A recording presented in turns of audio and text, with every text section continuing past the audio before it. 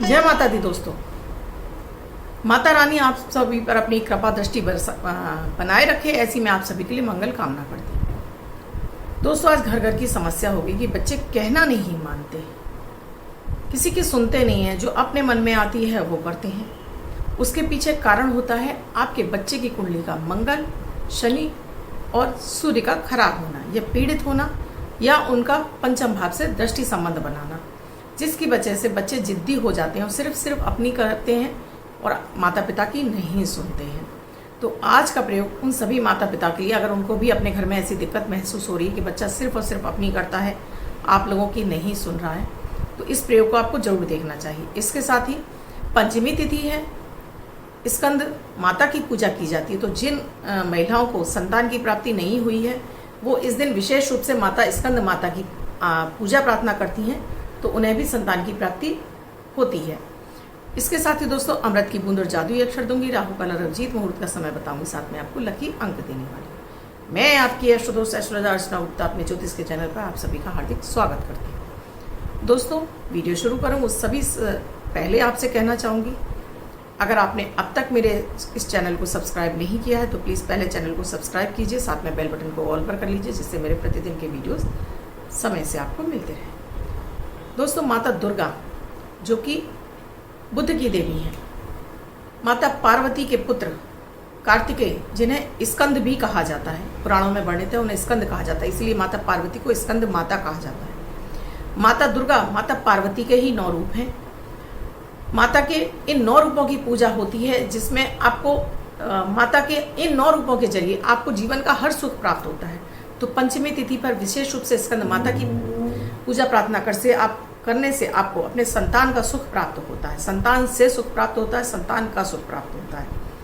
अगर आप भी इस समस्या से पीड़ित हैं कि बच्चा कहना नहीं मानता है, सुनता नहीं है, जिद्दी हो गया है, तो ये प्रयोग आपको जरूर करना चाहिए। माताएं भी कर सकती हैं और उनके पिता भी कर सकते हैं इस प्रयोग को। इसमें करना क्या होगा, आपको 2 लौंग लेकर आपको अपने घर के मंदिर में बैठना होगा।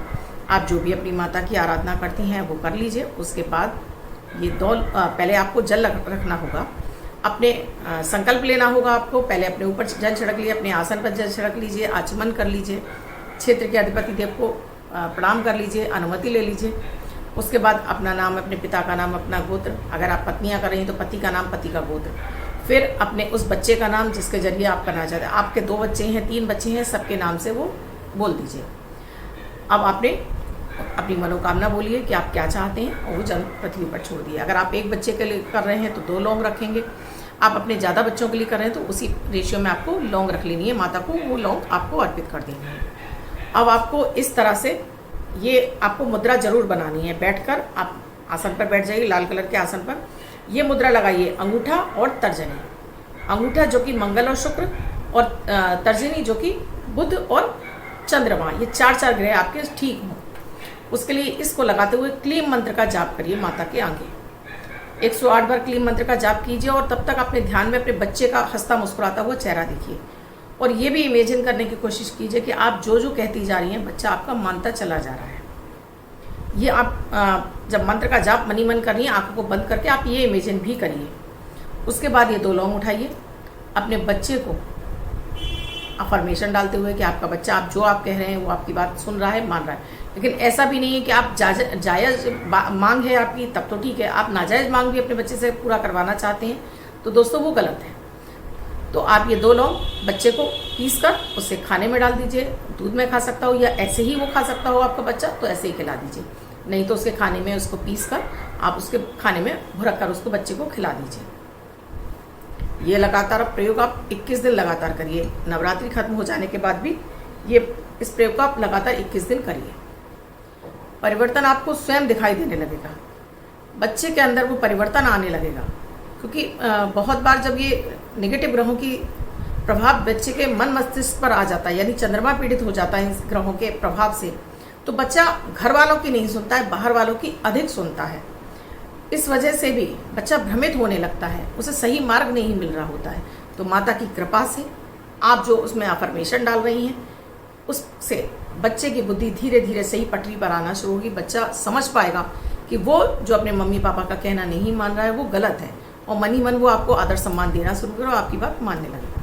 इसके साथ आपको एक काम और करना होगा। आपको 3 बृहस्पतिवार लगातार 3 केले बच्चे के नाम से आपको मंदिर में रखकर आने होंगे। किसी भी माता के मंदिर में, माता के चरणों में रखकर आने होंगे। ये 2 प्रयोग आप करेंगी, आप पाएंगी कि बच्चा 21 दिन के ही इस प्रयोग से आपके बच्चे के अंदर बहुत अधिक परिवर्तन हो गया है।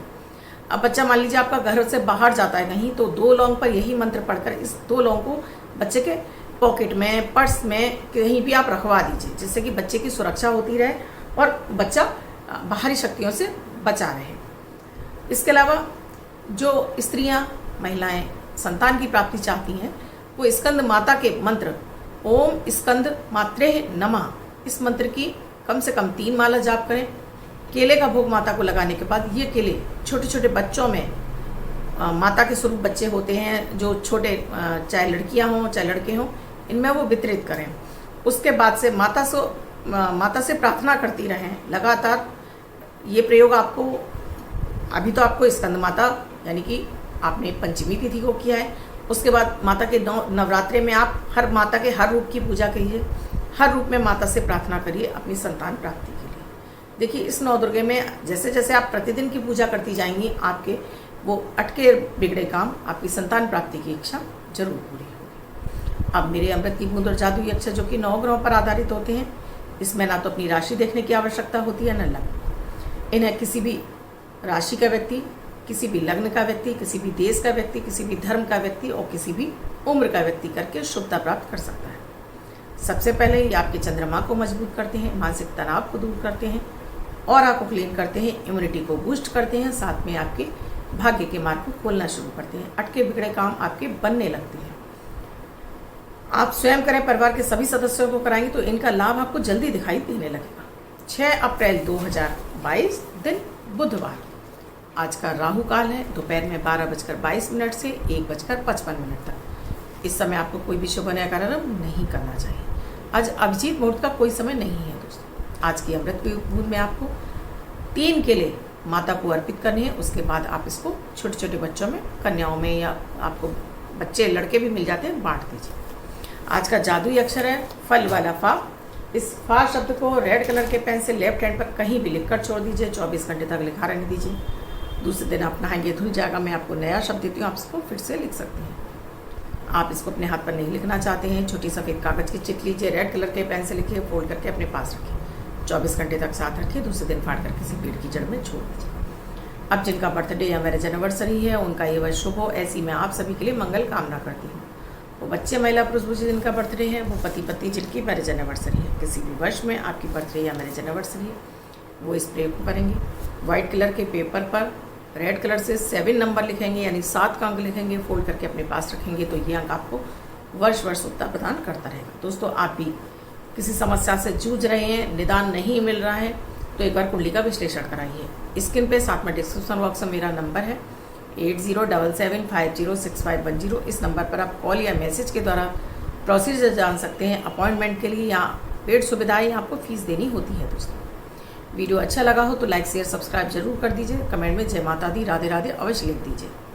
साथ ही दोस्तों, अन्य किसी विषय पर चाहते हैं वीडियो, वो भी आपको यूट्यूब के कमेंट सेक्शन में ही लिखना होगा। वीडियो में कुछ समझ में नहीं आए तो वो भी आपको यूट्यूब के कमेंट सेक्शन में ही लिखिए। दोस्तों, मेरे व्हाट्सएप पर आप मुझे मैसेज करेंगे, मैं वहाँ आपके मैसेज का कोई रिप्लाई नहीं दूंगी, इसलिए आपको यूट्यूब के कमेंट सेक्शन में ही लिखना होगा। अन्य किसी विषय पे चाहते हैं, वो भी आप मुझे यूट्यूब के कमेंट सेक्शन में लिखते रहिए। दोस्तों, अभी मैंने कमेंट सेक्शन में आपकी फ्री कुंडली जो देती थी, मैंने बंद है। जब मैं शुरू करूँगी आपको मैं फिर से मैसेज देना शुरू करूँगी।